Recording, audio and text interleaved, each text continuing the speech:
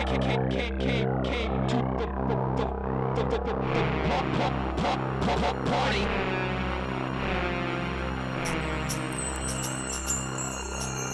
Hello, welcome to the party. Hi, I've never met you before. I know. Just two guys and we're having a good time. Having a good time. Having a good time. Just two guys and we're having a good time. Having a good time. Welcome back to Just Two Guys. Today on the show, we're going to do some stuff with beverages, and we've got a special topic to talk about that John and I both love. But first, we're going to get started off doing our popular question-answer section. Ever popular. It's ever popular. It sure is. John, go ahead and start off. Okay. I'm going to start with this question. You want to join a gang to perform a heist. Uh-huh. What role do you take? Join a heist. Mm-hmm. I would love to be able to say I could be the tech guy. Uh-huh. You know, the guy who can break into the security systems, but I know I can't do that. No. I can't be the brains of the operation, so I just think I'm going to be the muscle. You're going to be the muscle. Even though I don't have much muscle. Well, I can't be the brains. I can't be the grease man. I can't be the... What about the wheelman? Ooh, I could be the wheelman. Yeah, I that's could be what the I would be. wheelman. I'll be wheelman / muscle. So if I run into a security guard, I'll run up behind him and sucker punch him. Yeah, I mean, I think you could drive a van really well. I could drive a van. I think you pinned it right down. I knew there, you'd be a John. wheelman. I think I could do that. John? Yeah, it is Hands are a little cold in here. If you had an extremely high-powered telescope, knowing you could discover a comet, and you look like a scientist this evening, Quite. would you use it for that, or would you use it to voyeuristically spy on celebrities? And not of the local sort, like on the last episode. I'd use it for the comet or stars or whatever. Well, you wouldn't have fun looking in on famous people's lives? No, I hate famous people. Well, local celebrities. I like. I was going to say. But no, I don't. I try not to get too caught up in what celebrities are doing. That Cruise fellow, what's his name? Jonathan? Something. Okay. Something. I don't No, know. I don't. I would use it for the good of science. That's good. That's a good answer. Yeah. You looked the part tonight. I heart science. You heart science. Yeah. Okay. Describe a typical night's sleep for Micah Roderick. Oh, that's a complicated issue because I don't really know what I do in my sleep. I know there's a lot of snoring going on, a lot of tossing and turning, every once in a while waking up in a sweat. I wake up around 6:30. Bedtime, I just don't know what time that is. I don't even know. Sometimes it's 10:30, sometimes it's midnight. So it varies. You don't have a routine. No routines for me. Okay, no now, routines. as a follow-up to that, describe a perfect night's sleep for Micah Roderick. Oh, I just hit the pillow and I dream. See, I don't dream a lot, which I don't means I either. probably don't I don't sleep either. well. No. But yeah, and I dream like all night. I wake up at like 9 in the morning and there are flapjacks on the stove. Referring to our last show. Excellent. Yes. I love it. So that's a good question. That's Thanks. a good question. I don't know how to answer that fully. Would you rather be a potato farmer in Idaho or a logger in Maine? Log. Like this. Potato farmer. In Idaho? Yeah. I sort of feel like I should protect some trees, so I wouldn't want to log. That's an interesting question. But yeah, I think potato farming would be pretty groovy. I think I'd like that too. I Yeah. think I'd go with that answer. I like Maine, the idea of logging in Maine, but Yeah, I'd develop a commune and have people come there and we would all be self-sufficient and have potatoes. And John's Spuds and Grubs. Yeah. Oh That'd be man, my good. eye's really bothering me. I'm sorry. Pardon me. Is there any one area of expertise where you would consider yourself to have mad skills? Mad skills. Oh my goodness, no. No mad skills. I don't know. I'd have to really think about that. I am a good person to listen to. So, if there's someone who's willing to listen, you have mad skills at I talking. have nothing. I'm sorry. I'm not really having mad skills in answering questions like that. Sometimes you do. Sometimes your skills are. I'm really good at Mario Kart, but I don't have mad skills in that. And I'm very good at like useless trivia. Yeah. Well, I think that's a very good quality. Yeah. Well, but you go against somebody who has real math skills and you got nothing. True. Good question though. Thanks. That's one of those thinkers. Yeah. Stickers. If employment was slow and you were forced to join the WWE, what wrestling name would you take, and would you be a good guy or a bad guy? I think my name would be Mad Mongo Berserkenstein. Mongo. And in case you didn't get that, it was Mad Mongo Berserkenstein. Okay, so and you'd be a bad guy. Oh, I would definitely be a bad guy. And now I got to follow up. This is not even written down. If you were that character, how would you come in and take me out? Like I'm sitting right here doing a question and answer. Somebody else is sitting in your seat. Well, here would be my whole gimmick. I would be an inmate on death row who had been granted a special reprieve by the governor to be allowed to wrestle, and I had my handlers who came out with me, and I would be in chains. And occasionally they just couldn't hold me back, and I would break free, and I would rush to the mat, and I would pummel you to oblivion with all the chains that I had around. Oh, that's cool. I Yeah. like that. I'd like to see you as a WWE wrestler. I really look like a Mad Mongo Berserkenstein. I could see the signs in the audience. Berserkenstein. Yeah, the signs would be too big for. Yeah, I know. It'd be like guys with their chests be. Yeah. The whole section would be Berserkenstein. Berserkenstein. Yeah, that's who I would be. And was there a question about logo or something? If you want to answer that, it wasn't No, I in don't. there. I'm just like, I It don't- wasn't in there, but Not a graphical go person. ahead so. if you want. That was a great question. Okay. If you... No, I don't want to do that. Oh, Do you ever flex in front of the mirror? I used to. You used to? You given that up? I'm giving it up. I'm Why? more like sucking it in front of the mirror anymore. You move from that, like you have a stage in your life where you're able to flex and it would be all right, and that's just a bit vain. Sure. I don't do that. I do suck it in though. Every time I walk, it doesn't matter if like I've got my shirt off or I'm just walking by a mirror in a department store. I like walk by, Yeah. even in the corner of my eye, and then I'll like let it go. I don't know why. It's not like everybody's looking at me in the mirror. Right. It's like you should be doing that every time you're not looking at the Like mirror. when I'm in the mirror, I should actually let it go. Because you're the only person watching that. Right. Right. That's great. It's a weird thing, man. is That's a weird. weird thing. It is. John Wilkes Booth was a very popular actor of his time before he was known as an assassin. Yeah. What popular actor of today do you think would most likely to be an assassin? Popular actor today or just actor? Well, we'll go with an actor, but John Wilkes Booth was a popular actor. I don't know. Probably like Russell Crowe or somebody. That guy seems to always sort of like just lose his temper.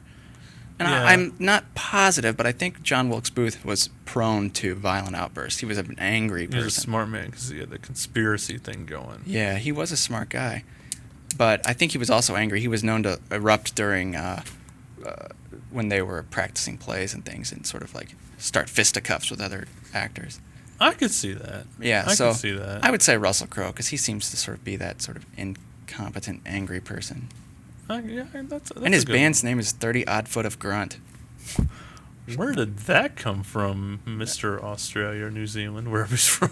That's just a weird name, That is weird. which I can appreciate. But Oh, I can appreciate it too, just not Yeah. him. Okay, describe one time in your life that you felt could have been a movie or a television show. There are certain times in your life you look back and you're like, wow, that was like a movie. And also describe the soundtrack. Sort of mention some music that would have helped. Okay, that's a great question, John. I'd like to throw that back at you sometime. I'm gonna go with Yearbook Camp. Yearbook Camp. Is there such a thing? 1994. Yes, there's such thing as Yearbook Camp. The soundtrack, it'd have to be some good early '90s music, but it was kind of an underdog story. I came in as kind of the Okay. underdog. I didn't know what I was doing. By the end, I designed the best cover, won a pie eating contest. I was the underdog, and I was like, at the end, it would be real uplifting music, Wow, you were like the Mad Mongo Berserkenstein I was. of yearbook camp. That's great. Yeah, so now I'm a dork for mentioning that I was in yearbook camp. No, I couldn't be prouder of you than I am at this moment. Well, I feel like we've made a real connection here tonight. it was very hard for me to say yearbook camp. It's touching. I'm about ready to cry. Yeah, me too. I'm over it. Trust me, I really am. This show. Okay, yes. Did I ask the last question? Yeah, because you asked me if Yeah, a movie. so So, you- I now guess it's it your would be turn. I'm just so like. Okay. Which word do you think would work best as a new curse word describing someone? Blangafite, spunker, or crackdehor? One It's of those not already what it is. sounds. Well, spunker, I think, has to be. I mean, I think Spunker? I've used that before. Like if you called somebody a spunker. Yeah. Like, oh, you spunker. You spunker, I've had enough of You spunk kids. You spunkers. Yeah, definitely spunker. I think Okay. Okay. That one, the Blago fight, that sounds more like some sort of amoeba. Yeah, it didn't sound too good when I wrote it. Like you go to the doctor and they're like, you have a Blago fight. That was kind of And like the C answer, that like we know it's not going to be that right, answer. exactly. Like weed that one out first. Yeah, it's like who was president in the 1860s, and then they have like John F. Kennedy and Right. no. No way. Okay. You develop a celebrity eraser ray that would erase a celebrity from our social conscious. Oh, The only problem is the ray can only be used one time. Which celebrity would you blast completely to oblivion? oh my goodness. I am going to have to go with let's see, Paris Hilton. Oh, good, great answer. And I don't even know why she's a celebrity though. So it's like it's an easy blast. I would do it now. Great. I get another Great. one. Great. Well, I think that's all we have time for. So. All right. Well, we'll move on to our next segment. Excellent. All right. Great, John.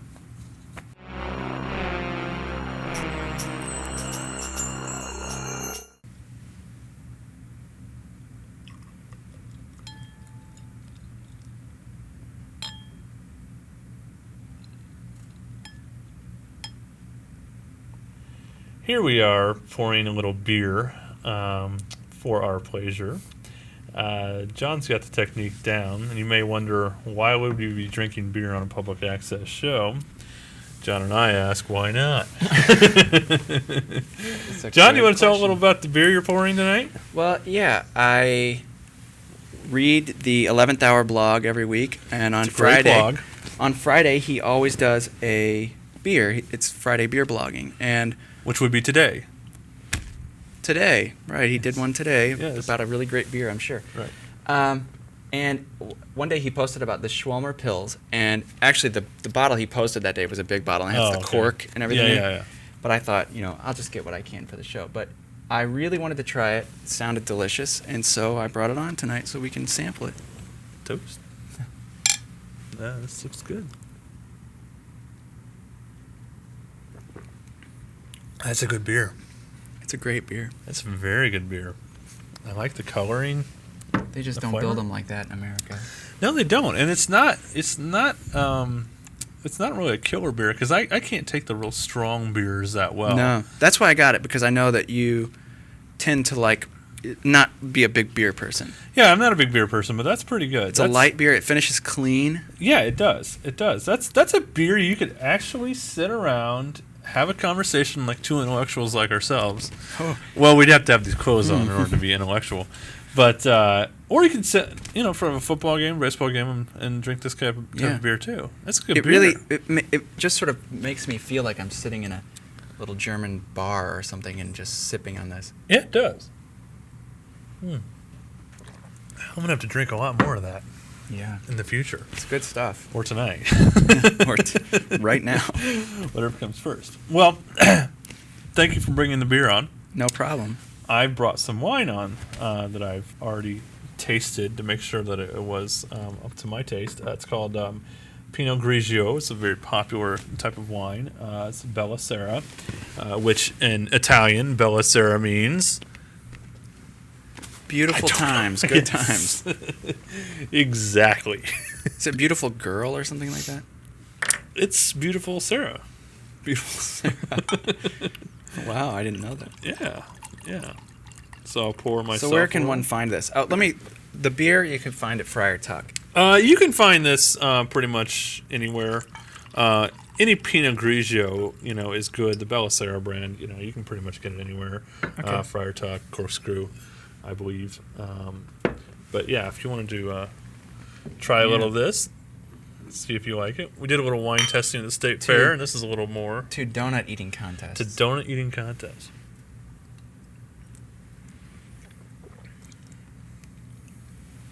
What do you think? That's good. It is good. As you know, I'm not much of a wine person. Mm-hmm. But I did enjoy the wine tent, and I think that's good. It's not too sweet, which is something that I always worry about. It's a bit more tart than I usually like, but it's not too tart for my liking. There's a little grape flavor underlying. It's very sophisticated. It is a which sophisticated fits. wine, and it's a white wine that I generally don't drink too many white wines because they tend to be too dry sometimes. Yeah, this isn't really that dry. It's kind No. of a nice, clean feeling. I like drinking beer and wine together because it gives you a real warm feeling inside. John's gonna suicide it. But yeah, I like this. I like doing this segment where we can taste out a little beer, taste out a little wine, stuff that people may not know too much about, and I think this is good. I would say this is a good dinner wine. Yeah, probably. It's not since it's not too sweet, which I do like sweet wines. It's not too far out there, with its flavor. Now, see, that's something that I always come back to when it's like the difference between wines and beers. Is that I feel like with wine, there are all these rules, or this is good with this, or this tastes like this, or whatever. And I feel like with beer, it's just beer. That's It's why just- I don't it is. golf with golfers, and I don't drink wine with wine drinkers. I enjoy it alone or with people that aren't like big connoisseurs. So, and that's the same thing with beer too, because you don't want to get into a snooty beer drinker. No, and those are, I think, more rare. Right. But They're rare. They exist. What kind of food do you think would go best with that beer? that beer, definitely like a Wiener Schnitzel, or a bratwurst, or Ooh, a bratwurst in that beer would be excellent. I know That would be a excellent. bratwurst bathed in that beer and then consumed while drinking it. Ooh, I like that. I'm going to have to go back to the beer now that we're talking about bratwurst. But yeah, I feel like with beer, it's immediate. It's an experience. It's just the beer, and It is. right It's there. very immediate. And with wine, it's like there's all this other stuff you've got to sort of take into consideration. With wine, it's there's the issue of you got to take it slow. You can't knock back a bottle in an hour. You can't. Is that against the rules? No. That's not against the rules. That's just against human nature. Oh. But with beer, you can knock back a 6-pack and get another 6-pack. Well. What Yeah, do you- right. I mean, that's the nature of beer. You can drink a lot of it, and you won't be in too bad of a shape. Actually, I think a lot when we were first researching the show and we were doing a lot of history, I was thinking about all of the things that used to exist here that don't. It's something that you think of when you think of Europe are a lot of breweries. Oh. I mean, in Germany especially, there's little local breweries in every town. Right. And that used to be here. Yeah. When Prohibition hit and all the breweries went out. But like towns like Petersburg had a brewery. Springfield had a huge brewery. And they're all gone. So you don't really have that local identity with beer anymore. You've got places like Budweiser. The American beers are these big conglomerates. Right. And in certain areas, there are more of the small beers. I think guess. I would also miss the fact that there are more, in Europe, in my experiences in England and Ireland, a lot of local taverns that, particularly serve one type of beer. That is what they Right. do. Exactly. And you go in there, same people have been there for 50 years. Great stories, Moby Dick, Right. the big white whale. Everybody's got a great story to tell, and Right. that's why I picture this in Europe. This beer, it's definitely not your Well, and Miller. it's not the kind of beer that you would take to a party and drink a gallon of. It's really the kind of beer that you would sit Our and kind of enjoy. party. You don't you don't drink it to drink and get drunk. You drink it to just sort of enjoy and relax. And I think that's the same with the wine and Yeah, the I beer. think so. We're not sitting here with drunk alcoholic beverages. These are enjoyable beverages that you can just sit back and enjoy. The fact that I am also incredibly drunk right now doesn't have anything to do with these beverages in front That of has me. nothing to do with the fact that we're double fisting a beer and wine. I've just been drunk since 8 o'clock this morning. I can imagine. That's the way you are. John, I think we're ready to move into our next little segment, but we will continue to drink as we go. I want to talk about classic movies from, what would you say, before 75, before 80? Like 80. What are the real good movies? I And think this is like just our opinion. We are just, there's no... Pre-Jaws. Pre-Jaws. That's a good Because one. Jaws really was the first blockbuster, or maybe Star Wars. I forget. I always get confused. But I thought I think Jaws was, what, yeah. 75. And so, prior to that, movies weren't such a spectacle, Right. and I think that you had a lot more stories being told. So, the special effects were such that the story required the upfront presence, and now I feel like we're so focused on special effects and quick, resolution that we don't really care about the stories. and the special effects and what we can do on film as far as editing and all that, you can create great suspenseful moments in film, but they don't pay off in the end. No. They never pay off in the end. They're just suspenseful. You know when you walk into a room and 3/4 of the room they've scanned and then they keep walking, you know the other quarter of the room there's a guy standing behind Right. him. Now, going back to Hitchcock, you had no idea where it was going, and for his time, the ability to keep you in suspense, Right. tell a good story, great characters. Well, It's and just amazing. he took a lot of things into consideration. Excuse me, the camera angle, perspective, those sorts of things, but also music. I mean, he worked with Bernard Herrmann, however you pronounce his name. Herrmann. Herrmann. He worked with that composer for a long time, and they really worked on sort of turning the suspense up using music, using the angles, and you don't really find that so much nowadays. Although I will say that I think a lot of what M. Night Shyamalan does it reminds me a lot of Hitchcock. I think so too, and I've been unfortunately disappointed with some of his recent work. I never saw Lady in the Water. I haven't seen that. But his earlier work, and I hope he gets back into it. Yeah, I completely agree, and I think the camera angles play a huge part, and you don't even notice it. If an angle, all of a sudden it's real low facing up, watch out for that character because you don't quite know, Right. and it's in there. You don't know what's going on. But I also like the vision, just the vision. It doesn't even take dialogue in Rear Window. I am still scared of Raymond Burr. I cannot get that guy out of my nightmares. That when he looks over across the courtyard, the suspense in that movie, it's just constantly building to that moment where he's going to be found out. And then Grace Kelly jumping into the apartment and just, oh my goodness. Oh, that's a great movie. And the scene where it's completely black and he's using the flash bulb on the camera to keep Raymond Burr just away for a few more seconds. To try to buy time. That is just so wonderful. And I love the darkness too, where he's kind of smoking in the darkness. Yeah. And you can see the ball of light coming from that area. Now, what's your take on Rope? Have you seen Rope? Yeah, I saw Rope. I do. Not my favorite Hitchcock See, film. I really like that movie because his attempt to sort of shoot a seamless movie. Yeah. He attempted to shoot it with no scene breaks at all. And I kind of appreciate at least the attempt to do something different. And it plays very much like a play. Yeah, it does. It does. It's a very good movie. And starring Jimmy Stewart. Yeah. Another one. He liked Jimmy Stewart. That was the one where Jimmy Stewart is in the house and the guys think they're going to pull it over on him, that the body's in the trunk. Right.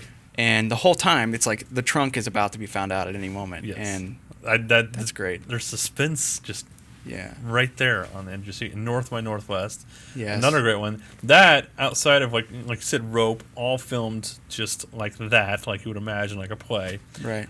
Rear Window, all filmed from that apartment. You don't think about it because you vision certain things, Well, but you it's get all to know all the filmed. people in Yeah, the you courtyard. get to know all the people. North by Northwest side of the wine. it encompassed like the entire country, you know, famous Yeah. landmarks. It was actually shot at the UN, shot on Mount Rushmore. He took on all these, you know, great American, you know, parts, a cornfield in the Midwest, and threw it into a very well done, suspenseful movie. It was great, and he always knew how to pull the actors into the story too, because Yeah. they always did such a great job. What's the name of the movie with the guy who dies at the beginning and they bury him like 4 times? Guy dies at the beginning. I can't think of the name of that movie. That's I don't. Which one is that one? I don't remember. I'll Okay. talk to you about it tomorrow. We'll talk to you That about doesn't it do when you we're any good. not on television. But no, I always think of, you know, when people think of Hitchcock, they think of Psycho. Yeah, Psycho, And- and that was actually not my favorite. No, I mean neither. And I think I was so, you know, I expected so much out of that movie that when I actually saw it, I remember seeing it as a kid and being horrified. But then when I saw it later, I thought, there's just not that much I here see that how I'm it's a interested in. classic, but it's not my favorite film. It's not my favorite No. Hitchcock film, let alone my favorite film. And that kind of annoys me how it gets like, that's the Hitchcock biggest credited movie, Right. which to me that's not insane. And The Birds was not impressive to me either. No, that was a movie where definitely he tried to overreach with the technical aspects. Yeah, And it really dates. and poorly. I mean that's supposedly like a cult movie, but Yeah, I never could get into it. you know, give me Rear Window, give me 39 Steps. Yeah. You know, I'll take all those. I'll take those movies. Definitely. So we've turned this into a Hitchcock, but you can Yeah. go into Kubrick. I know you're Yeah, I'm a Kubrick I'm fan. a Kubrick fan, especially the earlier stuff, Strange Love. I'm a big fan Which of may be 2001. my favorite and first one I saw. Yeah, Dr. Strangelove I thought was interesting, and it's the only really humorous Right. movie Right. Kubrick ever did. But, you know, 2001 I think stands out to me as being different because it's one of those movies that you always read people either hate it or they love it. Right. And there are all these stories about when it was first premiered, people just getting up and walking out because Yeah. they didn't, you know, it was like no dialogue for the Right. first 20 minutes. And I don't know, when I saw it, I sort of thought, that was my first introduction really to Kubrick was 2001, and I thought, I don't know that this is going to be for me. But then when I saw it, I thought, there's really a lot here going on in that movie, There.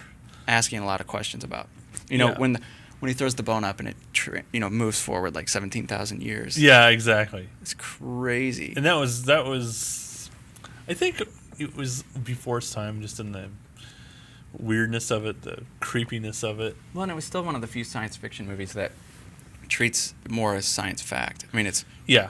there's none of this like, as the spaceship flies through space, it's like, Yeah. you know, it treats space as a vacuum. It treats all these things realistically. Right. And you know, honestly, a lot of it does get boring Yeah. when they're on the spaceship. You know, they're out there and there's nothing to do.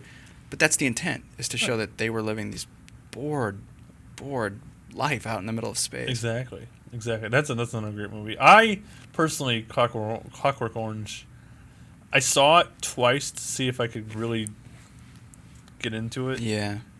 It just It's it was out there.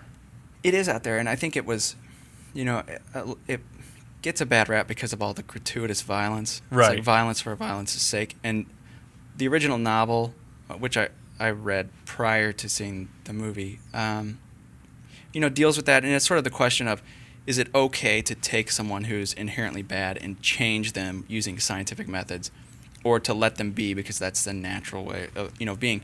And I think that in some ways Kubrick sort of missed that point because I think he was too focused on the violence.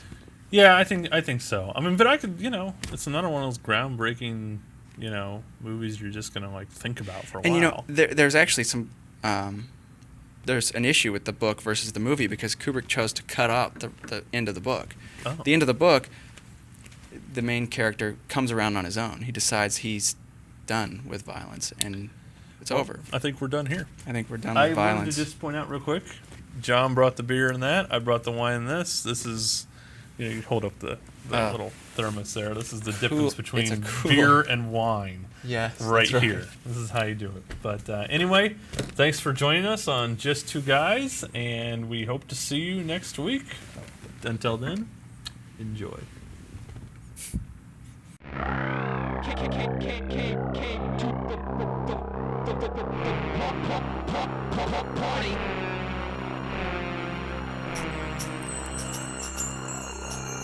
Hello, welcome to the party. Hi, I've never met you before. I know. Just two guys and we're having a good time. Having a good time. Having a good time. Just two guys and we're having a good time. Having a good time.